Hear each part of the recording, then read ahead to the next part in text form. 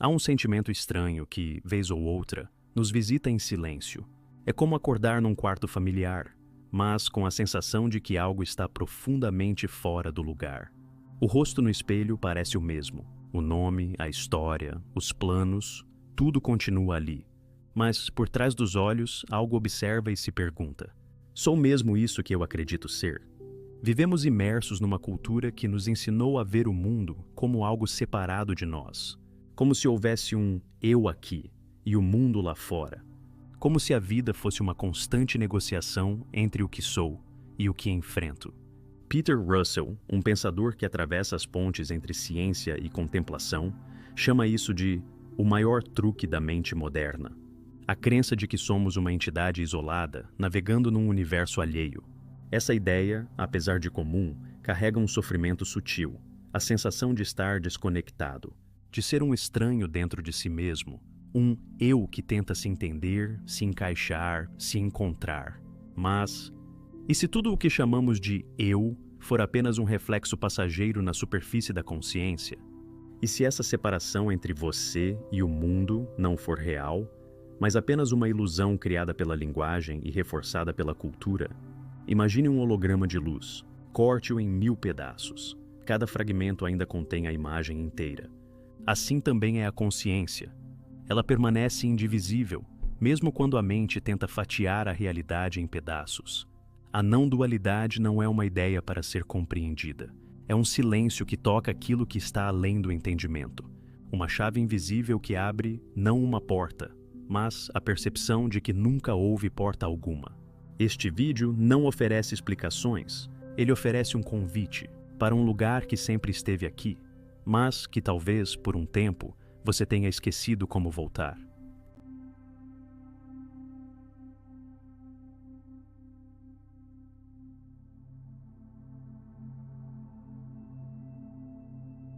O fabricante da separação. A origem neuropsicológica da ilusão de dualidade. Há uma função no cérebro, silenciosa, mas poderosa. Ela não grita, não se apresenta, mas narra tudo. É chamada de o intérprete, como descreve o neurocientista Michael Gazzaniga. Essa parte da mente vive criando histórias. Eu sou isso. Eu preciso daquilo. Essa pessoa fez aquilo comigo. Ela constrói incessantemente a ideia de um eu separado do mundo, como se houvesse um pequeno gerente dentro da cabeça tentando controlar o caos da existência. Mas, e se esse gerente fosse apenas uma ilusão? Uma narrativa tão bem contada que esquecemos que é apenas isso. Uma história. A neurociência mostra que grande parte dessa ilusão nasce no córtex pré-frontal, uma região sofisticada, responsável por planejamento, julgamento e identidade. É ele que constrói a sensação de um eu fixo, linear, permanente. Só que essa permanência nunca existiu. A linguagem, por sua vez, é a cola invisível que mantém essa separação viva. Ao nomear, classificar, definir, ela traça fronteiras onde não existem muros. Como escreveu Peter Russell, a realidade não está dividida. Nossa mente é que fatia o infinito em pedaços. E os efeitos disso? Ansiedade, comparação, isolamento. A sensação constante de que falta algo, ou que há algo errado comigo. Sentimentos de inadequação que não vêm da vida, mas da mente que a fragmenta. Quer um exercício? Durante o dia, perceba quantas vezes você diz eu, meu, pra mim. E depois pergunte, em silêncio, quem está falando agora? Às vezes, o simples ato de observar a fala já abre uma fresta no véu. E por essa fresta, entra uma luz antiga.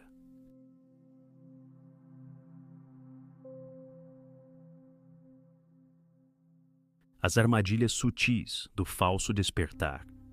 Há uma armadilha sutil na jornada espiritual, e ela é quase invisível. No início, buscamos paz, verdade, libertação. Mas, sem perceber, o mesmo ego que quer ser especial, amado ou reconhecido, agora quer ser iluminado. A busca muda de roupa, mas continua sendo uma busca por identidade. Quanto mais sofisticado o discurso, mais refinada se torna a armadilha. Frases como tudo é um ou nada importa podem parecer sábias, mas também podem esconder dores não integradas. fugas emocionais disfarçadas de transcendência. Lembro de um relato, sem nomes, sem títulos, de uma pessoa que, ao descobrir os ensinamentos não duais, sentiu alívio, mas com o tempo começou a usá-los como escudo, para não olhar o trauma, para não sentir a raiva, para não tocar o medo. Dizia, isso tudo é ilusão, mas era a dor que ela não conseguia mais sustentar. Esse é o narcisismo não dual, quando usamos a unidade para negar a responsabilidade, quando o despertar vira apenas mais uma forma de escapar. Então, como saber se estamos despertando ou apenas nos distraindo? Observe se há rigidez na sua paz. Se você precisa provar algo a alguém, se ainda existe uma defesa sutil por trás do silêncio. A verdadeira não-dualidade não nega o humano, ela o inclui. Ela não evita o sofrimento, ela o atravessa. Ela não precisa de máscaras, porque já sabe que não há ninguém por trás delas. A consciência antes da palavra. Experienciar o ser antes de pensar sobre ele. Antes de qualquer pensamento, antes de qualquer nome. Há algo que já está aqui. É um espaço silencioso, um campo aberto onde tudo acontece, mas que não é tocado por nada do que acontece. Peter Russell chama isso de awareness aware of itself. A consciência consciente de si mesma, não como um objeto, mas como o próprio pano de fundo de toda a experiência. Você pode experimentar isso agora. Feche os olhos, observe os pensamentos virem e irem. E então, note o espaço entre dois pensamentos. Esse intervalo, breve, mas eterno, não contém história, nem nome, nem passado. Apenas presença. É como o céu, imenso, silencioso, disponível. Os pensamentos são nuvens, vêm e vão, se transformam, mas o céu nunca muda. Ele não briga com a tempestade, ele apenas é. Estudos sobre estados meditativos mostram que, nesses momentos de quietude, a chamada Default Mode Network, rede responsável por manter ativa a autoimagem, silencia. E nesse silêncio, o eu também se dissolve. Mas não é perda, é um alívio sutil. Como tirar um peso que você nem sabia que carregava. Nesse lugar, não há necessidade de entender. Não há mais nada ao alcançar.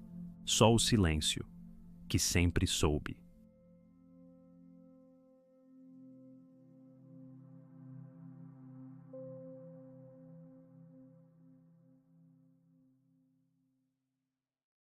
Quebrando a ilusão objetiva da existência. Vivemos como se o mundo estivesse do lado de fora. Como se os objetos, pessoas, acontecimentos tivessem uma existência independente, sólida, imutável.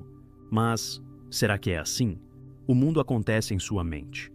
Essa afirmação soa estranha à primeira vista, mas ela carrega uma verdade profunda. Tudo o que vemos, sentimos e interpretamos é filtrado pela nossa percepção, condicionada, pessoal, impermanente. Pense em duas pessoas diante do mesmo pôr do sol. Uma sente gratidão e beleza, a outra sente solidão e saudade. O que mudou? Não foi o céu, foi o observador. O mundo que você vive é o mundo que você é. Peter Russell propõe um modelo chamado universo mental. Não somos um corpo que possui consciência, somos a consciência que experimenta a forma de um corpo. Essa inversão muda tudo. A separação entre eu e mundo se dissolve e surge uma nova forma de estar, mais empática, menos reativa. Na prática, isso significa que quando você reconhece que tudo está surgindo dentro da sua percepção, a compaixão floresce. Você não reage, você responde. Você não impõe, você escuta. Você não julga, você compreende. A realidade nunca esteve lá fora, ela sempre esteve aqui dentro, no modo como olhamos, na qualidade da nossa presença.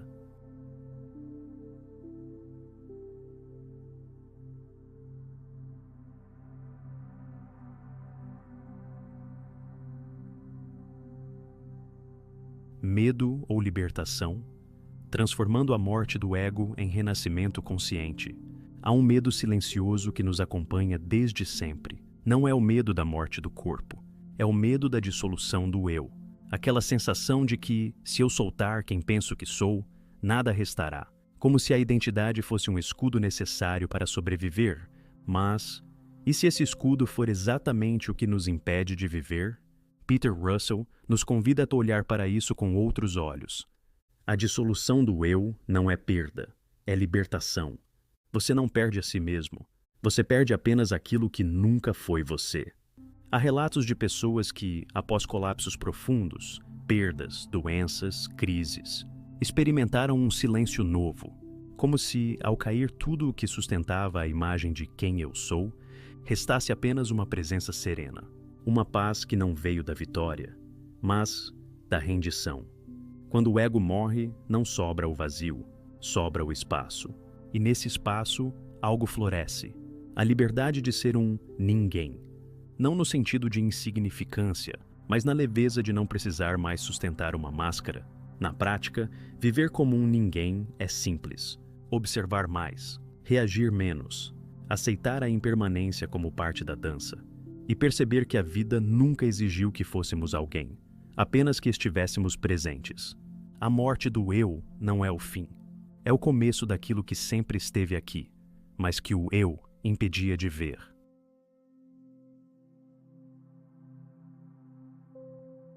O paradoxo final da jornada espiritual.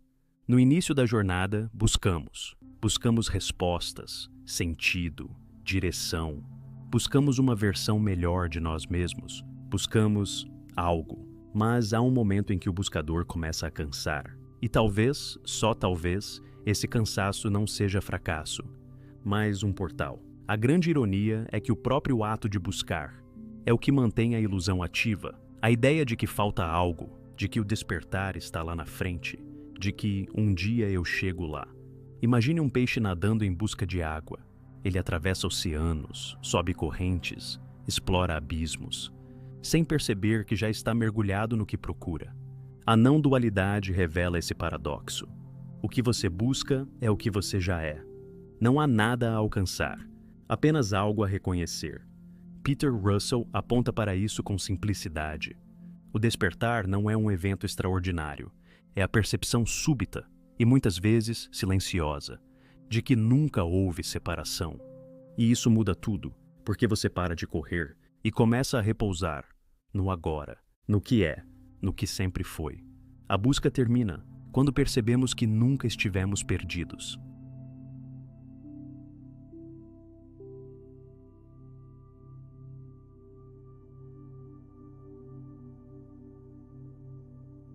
Peter Russell e o fim da busca por identidade. Há um momento em que o vento silencia, em que as perguntas perdem o peso, em que a mente já não tenta mais nomear tudo. É nesse instante, quase invisível, que algo se revela. Não como uma conquista, mas como um reconhecimento sutil. Não havia dois, nunca houve. A não-dualidade não é uma meta espiritual. Não é um estado elevado. É um olhar. Um modo de ver que não divide, que não escolhe lados, que não julga como dentro ou fora. É o olhar da própria consciência, antes da palavra eu. Peter Russell fala desse olhar como um espelho. A consciência é como um espelho que reflete tudo: alegria, dor, amor, medo. Mas não se apega a nada. O espelho nunca se confunde com o reflexo. Ele apenas vê. Ao encerrar este vídeo, não busque compreender. A compreensão é outra forma de controle. Permita-se, ao invés disso, repousar na pergunta: quem é que está ouvindo agora? Se houver silêncio após essa pergunta, então algo foi tocado. E talvez esse algo seja você mesmo, antes de qualquer nome, antes de qualquer separação.